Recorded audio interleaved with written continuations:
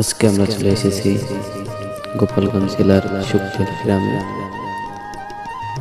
আজকে আমরা দেখতে যাব প্রাচীন আমলের একটি নান্দনিক স্থাপত্য, যেটা গোপালগঞ্জ জেলায় মঠ নামে পরিচিত। এটা অবস্থিত ১ নং জালালাবাদ ইউনিয়নের শুকতাল গ্রামের মধ্যবর্তী স্থানে, যেখানে রয়েছে প্রায় ৮০০ বছর আগের পুরনো একটি মন্দির, যার মাধ্যমে প্রাচীন রাজা বাদশাহের কিছু নান্দনিক শিল্পকর্ম আমরা দেখতে পাব। আমরা এই গ্রামের পথ বেয়ে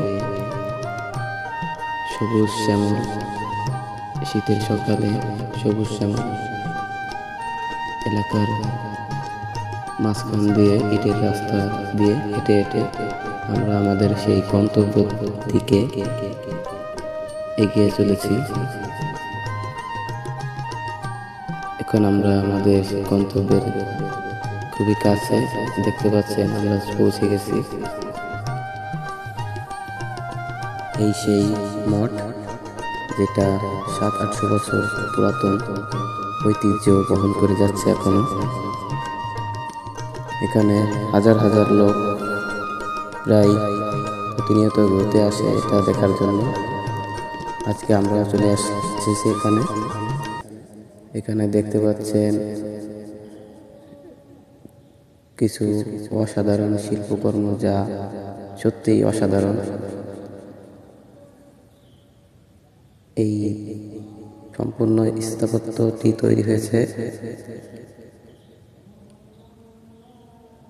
কোনো একটি উদ্দেশ্যকে কেন্দ্র করে, কিন্তু গ্রামের মানুষের একটি ভুল ধারণা আছে যে এটা নাকি মাটি থেকে একাই উঠেছে। এটা সম্পূর্ণ একটি প্রচলিত মিথ্যা বা বানোয়াট বা অবাস্তব একটি কাহিনী। তবে আমরা যতদূর জানি এটা সত্য নয়।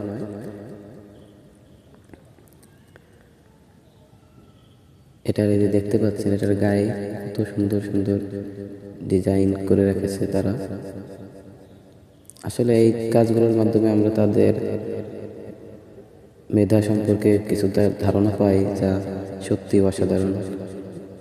পরিশেষে বলতেই হয়, এই ঐতিহ্যবাহী শুকতাল মঠবাড়ি, এই মঠটি প্রাচীন আমলের যে